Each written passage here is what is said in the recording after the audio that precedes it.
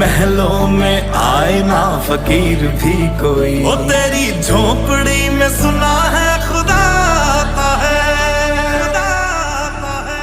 तेरे तो पेड़ भी लेंदे ने गर्मी विच छां ढोला।